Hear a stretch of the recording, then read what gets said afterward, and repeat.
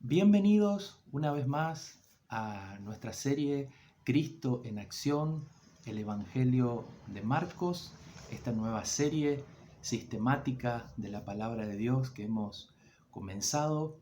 Ya estuvimos viendo la introducción a este Evangelio, su autor, de qué se trata, y justamente en la introducción estuvimos hablando de que en este Evangelio nos vamos a encontrar con lo que son las acciones y las obras de Jesús más que sus palabras o sus discursos.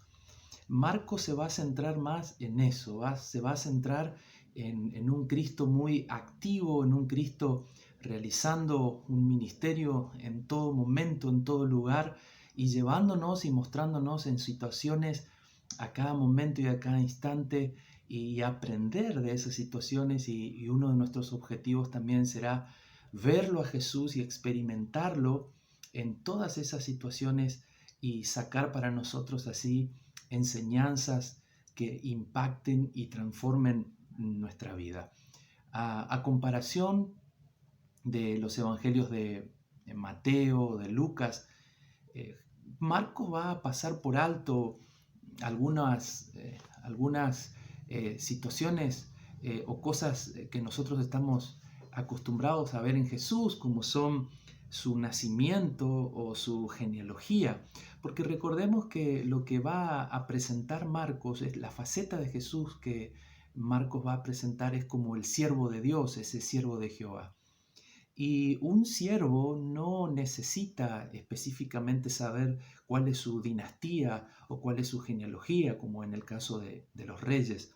Simplemente un siervo se tiene que saber cuál va a ser su labor, cuál va a ser la tarea a la cual este siervo le fue asignada.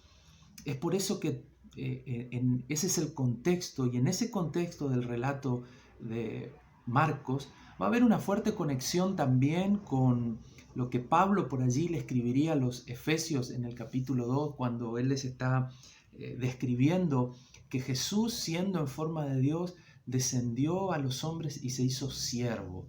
Entonces, hay una fuerte conexión allí con lo que Pablo también escribiría y cómo Pablo presentaría también a Jesús. Pero en este caso vamos a ver cómo Marcos lo va a presentar a Jesús. Es por eso que ya allí con la Biblia en mano vamos a ya introducirnos en este primer capítulo 1, y vamos a estar dando lectura de los primeros 8 versículos y ver verso a verso qué es lo que el Señor nos va a mostrar en este momento. Dice así capítulo 1 a partir del versículo 1 del Evangelio de Marcos. Principio del Evangelio de Jesucristo, el Hijo de Dios. Como está escrito en el profeta Isaías, yo envío a mi mensajero delante de ti, el cual preparará tu camino. Una voz que clama en el desierto, preparen el camino del Señor, enderecen sus sendas.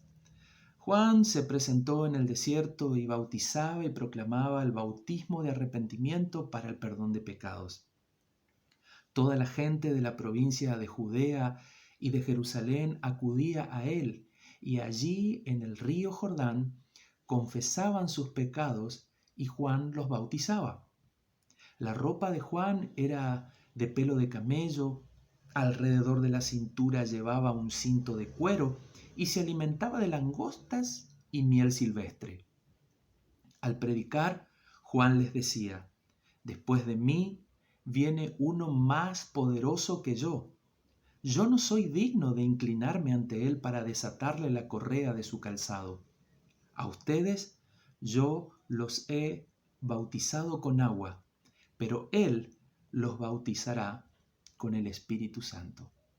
Hasta ahí nuestra lectura. Marcos va a comenzar diciéndonos que este es el principio, como dice ahí en el versículo 1. Él dice el principio.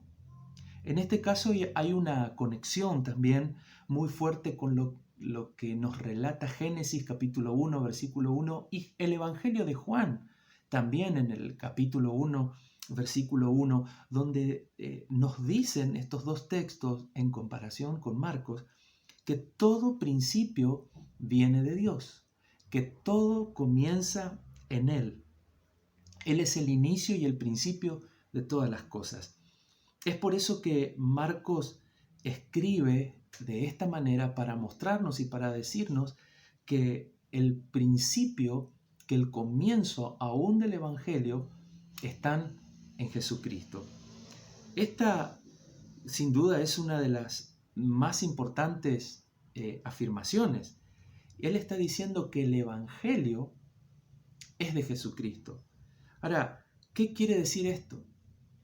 Que aún lo que nosotros vamos a ver a lo largo de estos 16 capítulos que tiene Juan durante todo su evangelio, vamos a ir viendo historias, van a ir apareciendo personajes, situaciones, pero de todo eso que nosotros nos vamos a encontrar, la persona más importante es Jesús.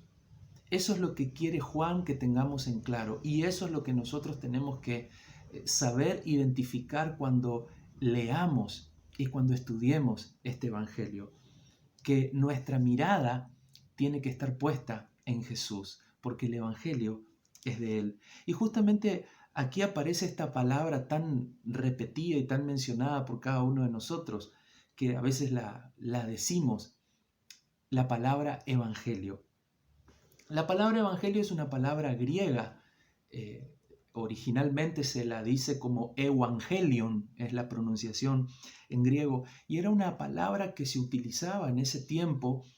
Recordemos que en la época en donde los apóstoles, tanto Jesús y la iglesia vivieron, era socialmente y culturalmente estaba gobernado por lo que era el Imperio Romano en ese momento. Y la palabra Evangelion significa buenas noticias o una noticia alegre. ¿Y esto qué tiene que ver? Esa palabra se utilizaba cuando se conocían las victorias y las conquistas de los emperadores romanos. Era una palabra para describir los logros que cada emperador había realizado a través de sus campañas militares. Ahora, también la palabra evangelio es utilizada en su versión griega del Antiguo Testamento, como se conoce esa traducción, que es la Septuaginta. La utiliza para indicar la intervención de Dios en la historia. Y de esa manera también salvar y rescatar a su pueblo, trayendo un reino de paz y de justicia. Podríamos resumir, tomando en cuenta estas traducciones, y el contenido de esta palabra, podríamos resumir que son las buenas noticias del reino de Jesucristo y que está avanzando ese reino sobre los necesitados y conquistando toda obra del enemigo. Este evangelio lo presenta Jesús, como dice aquí en el versículo 1, no solamente como a Cristo, sino también como el Hijo de Dios. Hay una conjugación de palabras, Jesucristo, que tiene que ver con la palabra Jesús, con el nombre Jesús y la palabra Cristo. Ahora, el nombre Jesús le fue otorgado, recordemos, por el ángel a María. Aunque el nombre Jesús en hebreo era un nombre muy común en esa época entre los judíos, pero en realidad su nombre estaba relacionado con lo que sería la misión de Jesús en la tierra, lo que sería su obra aquí en la tierra, ya que el nombre Jesús en hebreo quiere decir Jehová es salvación, o Jehová o el Señor salva. Pero ahora, el nombre Cristo es más bien un título. No es tanto un nombre, sino es un título que representa una función.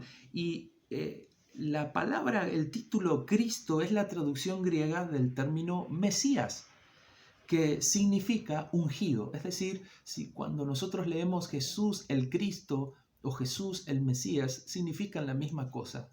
Es el ungido.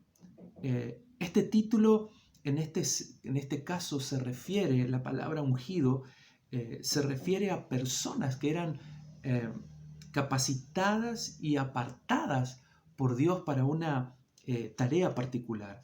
Y a Jesús le estaba siendo atribuido este título, ya que era Él el único ungido de Jehová para esta misión.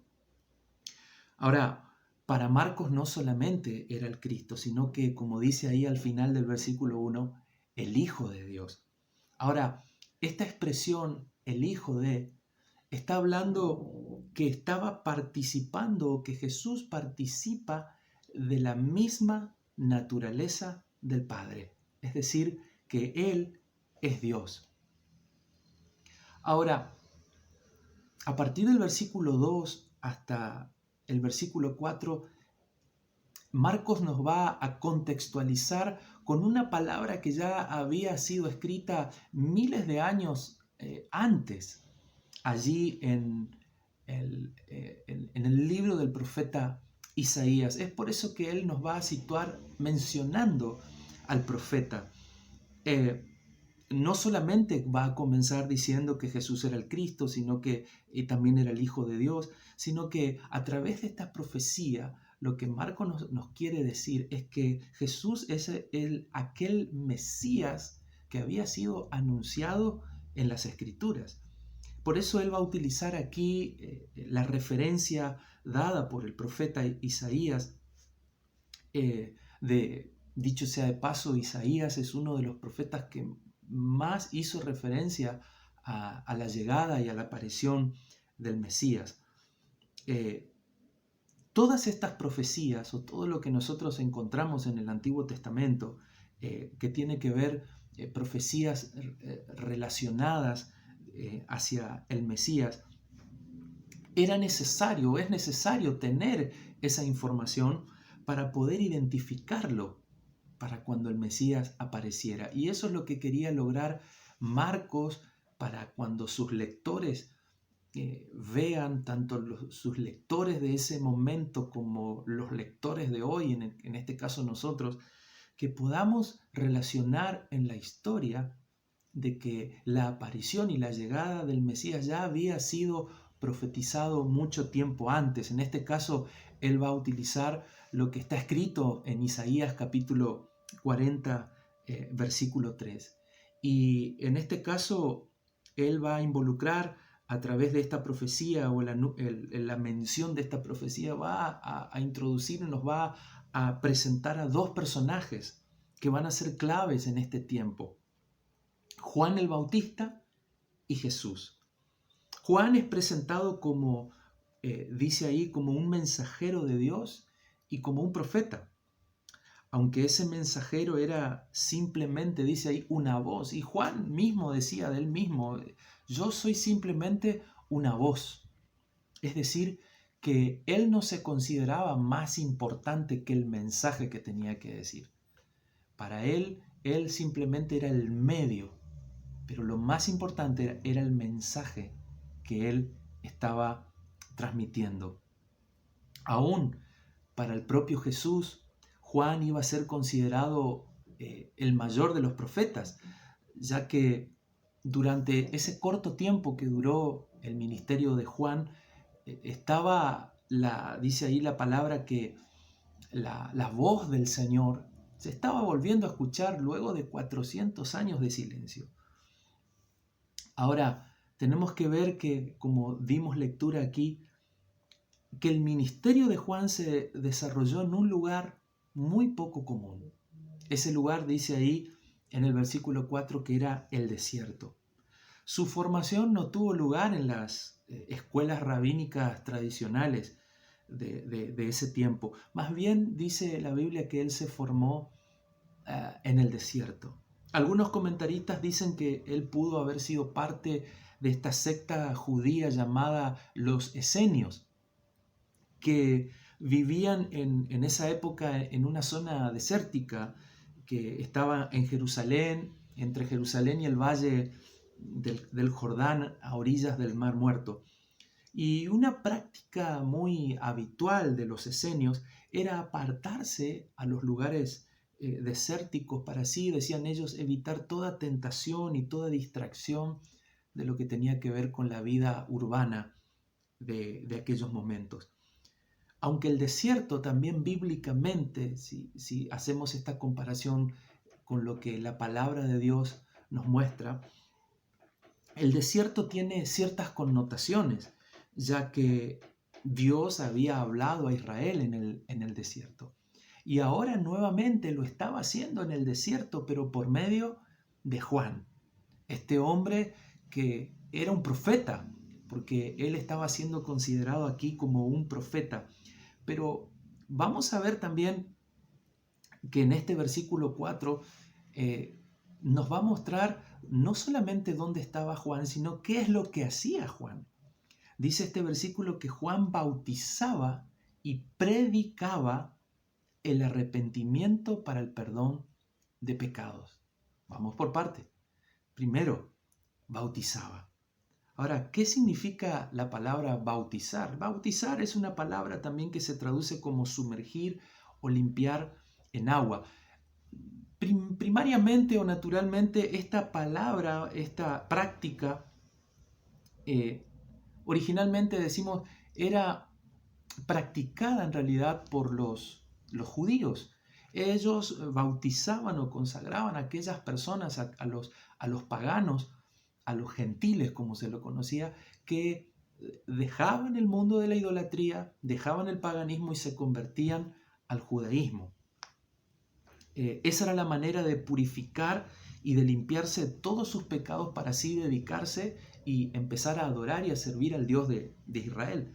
Pero el bautismo de Juan era aún mayormente, más controversial, porque él no le estaba predicando solamente a los gentiles. En este caso, él le estaba pidiendo y estaba diciendo a los judíos que tenían que arrepentirse y que tenían que volverse a Dios, ya que sus prácticas los habían hecho y los habían convertido casi igual a los paganos. Es por eso que él les hablaba y que ese era tiempo de convertirse y de volverse a Dios. Obviamente que aquí estamos viendo que tanto el ministerio de Juan como el lugar y el mensaje que predicaba no eran muy atractivos. El lugar era el desierto y el mensaje el arrepentimiento. Hoy por hoy se buscan los mejores lugares y el mejor mensaje que sea posible. Para pensarlo, ¿no? Y dice el versículo 5 que toda la gente de los alrededores, dice que ellos salían de diferentes lugares, venían de Jerusalén y de muchos lugares alrededores a escuchar el mensaje y a ser bautizados. El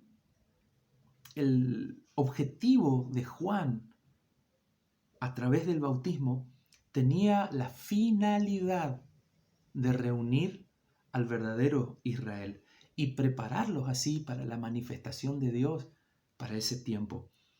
Pero para él era necesario, y dentro del plan de Dios era necesario justamente estas dos cosas: el arrepentimiento como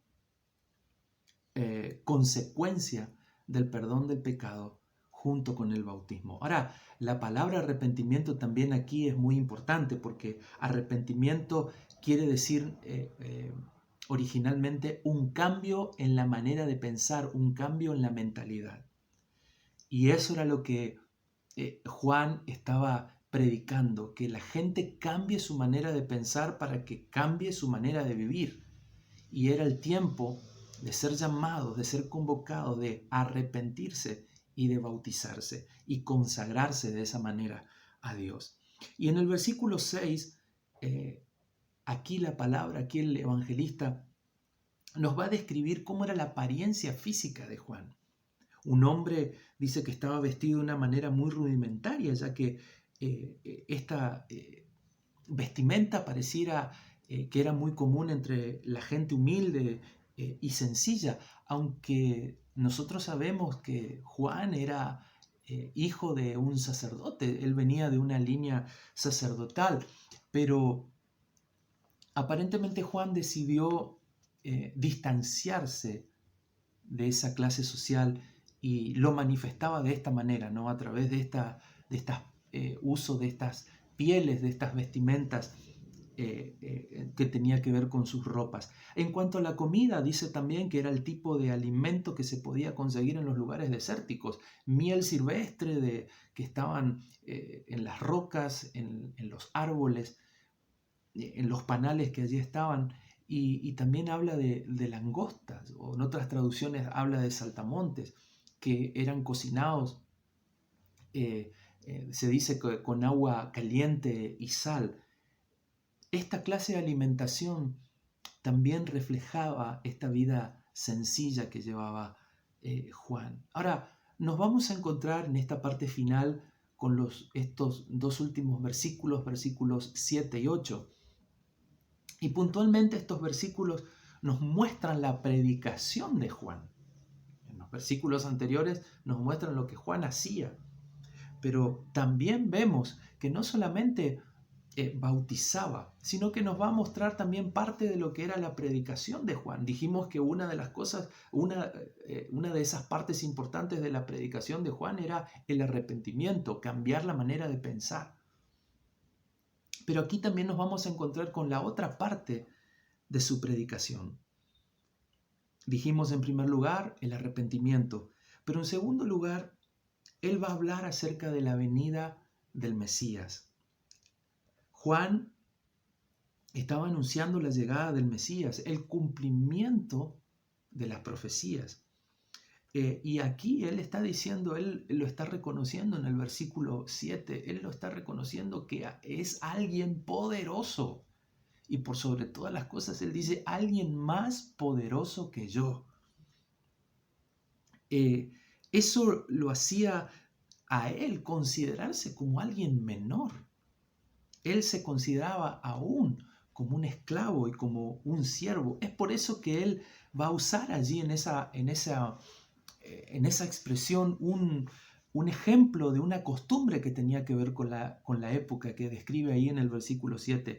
Dice que cuando un amo o el señor de la casa llegaba a su esclavo, se acercaba a su siervo, se acercaba, dice que le aflojaba la correa, las sandalias, aflojaba sus sandalias para que se sintiera cómodo. También otras costumbres era que le lavase los pies. Recordemos que eran sandalias donde era muy común en esa época, y calles polvorientas, lugares desérticos, y había costumbres que tenían que ver con el recibir al amo y recibir al Señor.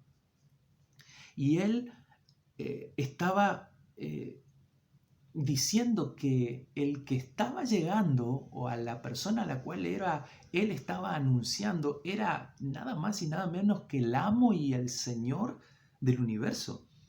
Y Juan ni siquiera se sentía digno, dice ahí, ni siquiera se sentía digno de estar, aunque sea a sus pies. Y ni hablar de poder desatarle el calzado. Su posición queda totalmente clara delante del Mesías. Él era simplemente un siervo. Y no solo que marcó la diferencia entre quién era Jesús y quién era él, sino que también la diferencia que había entre los ministerios, entre el ministerio de Juan y el ministerio de Jesús. Juan decía, en otras palabras, allí en el versículo 8, él estaba considerando casi como un ministerio complementario al de Cristo, ya que su labor en cierta manera iba a quedar prácticamente incompleta sin la obra de Jesucristo. Juan bautizaba físicamente en agua para el arrepentimiento, pero él dice que Jesús lo iba a hacer con el Espíritu Santo. Él iba a bautizar con el Espíritu Santo. Para Juan, esta era una profecía que estaba hablando de algo que iba a suceder en el futuro. ¿Y cuándo se cumplió? se cumplió en el día de Pentecostés, como lo relata el libro de los Hechos en el capítulo 2, versículo 1 al 13. Qué interesante, queridos amigos, queridos hermanos, lo que hasta acá nos ha presentado el Evangelio de Marcos. Esta introducción que nos está mostrando quién es el principio de todas las cosas, quién es Jesús y quién fue su predecesor, pero cuál era una de las funciones y uno de los ministerios más importantes que Jesús iba a comenzar a hacer. Pero Juan habla de algo también posterior, una obra poderosa que Jesús iba a hacer sobre sus hijos, sobre su pueblo y todo aquel que cree en Él. No solamente salvarlo, sino que llenarlo con su Espíritu Santo. Quiero invitarte a que tomes estas palabras, a que vuelvas a considerar cada uno de estos aspectos del Evangelio y lo puedas mirar a Jesús a través de estos versículos y de los versículos que vamos a seguir estudiando de aquí en adelante. Gracias por este tiempo y que Dios te bendiga.